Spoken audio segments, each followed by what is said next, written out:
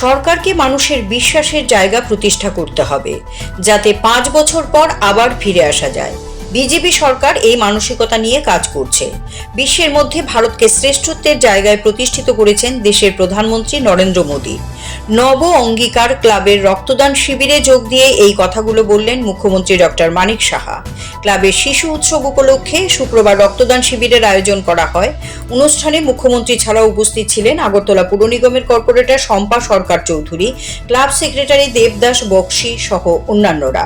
এই রক্তদান শিবিরের আয়োজন করায় মুখ্যমন্ত্রী ক্লাব কর্তৃপক্ষকে সাধুবাদ জানান। তিনি রক্তদান শিবিরটি ঘুরে দেখেন এবং কথা বলেন রক্তদাতাদের সঙ্গে। এদিন সংক্ষিপ্ত অনুষ্ঠানে বক্তব্য রাখতে গিয়ে মুখ্যমন্ত্রী বলেন, সরকারের অনেক কিছু করার আছে, মানুষের জন্য সরকারকে কাজ করতে হবে, তাই মানুষের মধ্যে বিশ্বাস জাগিয়ে আস্থা অর্জন করতে হয়। প্রসঙ্গক্রমে তিনি আরো বলেন, বিশ্বের মধ্যে ভারতকে শ্রেষ্ঠত্বের জায়গায় প্রতিষ্ঠিত করেছেন দেশের প্রধানমন্ত্রী নরেন্দ্র মোদী, তা অস্বীকার করার উপায় নেই। মুখ্যমন্ত্রী এদিন বিভিন্ন রাজ্যে বিজেপি সরকারেরও সমালোচনা করেছেন।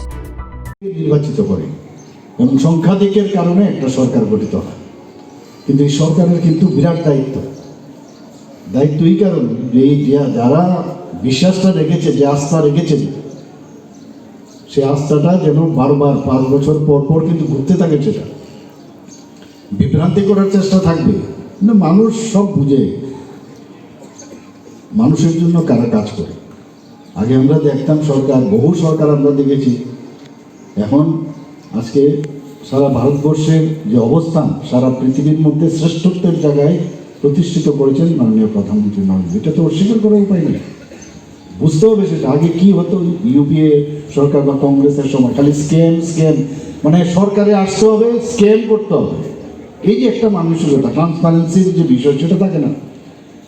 আমার কাছে মাঝে মাঝে খবর আসে এখানে এই টুকটাক হয়, কবে এটা কিছু আমি অস্বীকার করছি না, কারণ বহুদিন ধরে এই ধরনের একটা সংস্কৃতি শুধু ত্রিপুরা রাজ্যেও কিন্তু সেটা বিদ্যমান।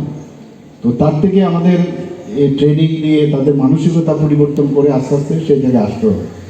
আমরা নেতাজি সুভাষচন্দ্র বসুর কালকে আমরা ওনার 129তম জন্মজয়ন্তী পালন করলাম।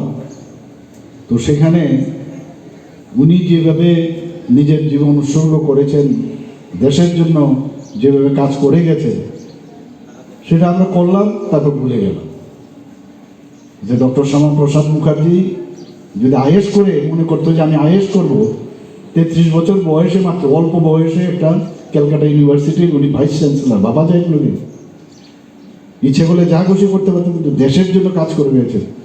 প্রতিটা ব্যক্তি যদি মনে করে আমার যতটুকু করার, আমি যদি ওই জায়গাটা কিছু করতে পারি, এই একটু করেই একটা বিরাট সমষ্টি হয়।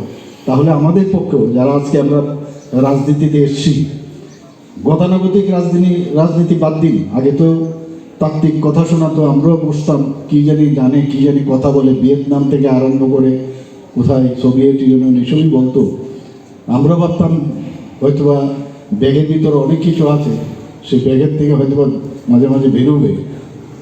মানুষ সহজ সরলভাবে জীবনযাপন করতে চায়, দুটো খেয়ে, পড়াশোনায় হোক, খেলাধুলায় হোক, কাজের ব্যবস্থা যেন থাকে, সব জায়গার মধ্যে আইন শৃঙ্খলা যেন ঠিক থাকে।